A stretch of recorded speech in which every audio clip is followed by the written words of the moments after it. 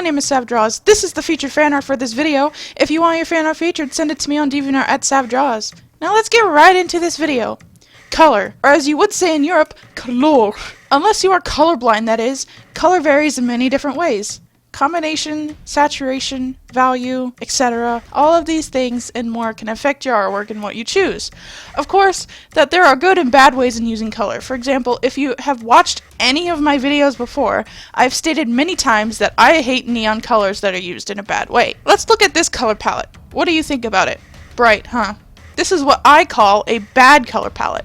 There's no correlation with any of the colors whatsoever, and there's really even no point into this color palette, because all of them are at the highest saturation possible at the highest, brightest option. Now let's compare this to what I call a good color palette scheme. Why is this good? Out of the two, one looks better to you. 99% of you probably chose the second option. That 1% though, you need some art classes. Anyway, let's look back at the two. Think about it. Why does one look more appealing than the other? Well, it all comes back to the color wheel. Now, I bet you're all like, oh my god, I know this already. I took art class before. They always talk about this. Oh my god, shut up. I know. But listen to me for a minute. If you took any basic art class, you'll know what this is. If you are unaware, it's just the color wheel. Most of you know what a primary and secondary colors are. The primaries are red, blue, and yellow. Any color that can be made with these. For example, yellow and red make orange, yellow and blue make green, and blue and red make purple.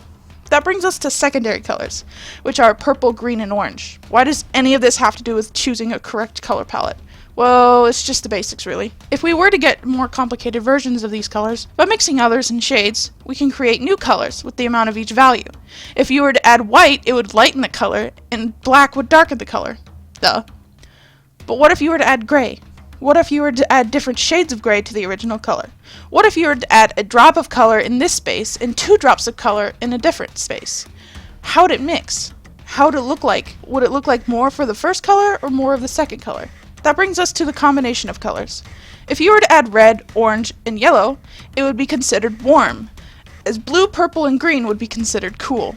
Those usually are on pieces that are happy would be warm and sad would be cool.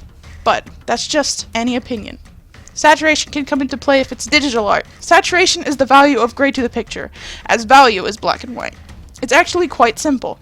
If you were to take neon pink and lower the saturation and hue a bit, see how that becomes more of a better color to look at? Now obviously everybody has their color biases. It's not wrong to use whatever colors you want.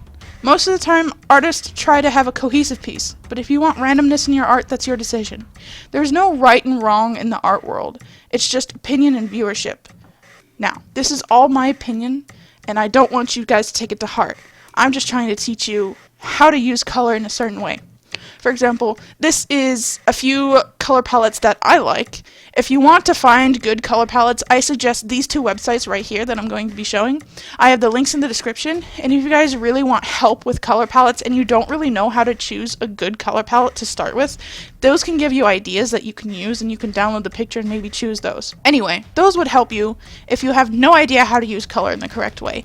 Shading with color is also a good option. If you like to shade with color, instead of just using black and white, it can actually be a very, very good option. For example, if you want your shading to be colder, use like purple or blue, and if you want your shading to be brighter, you might want to use red or orange.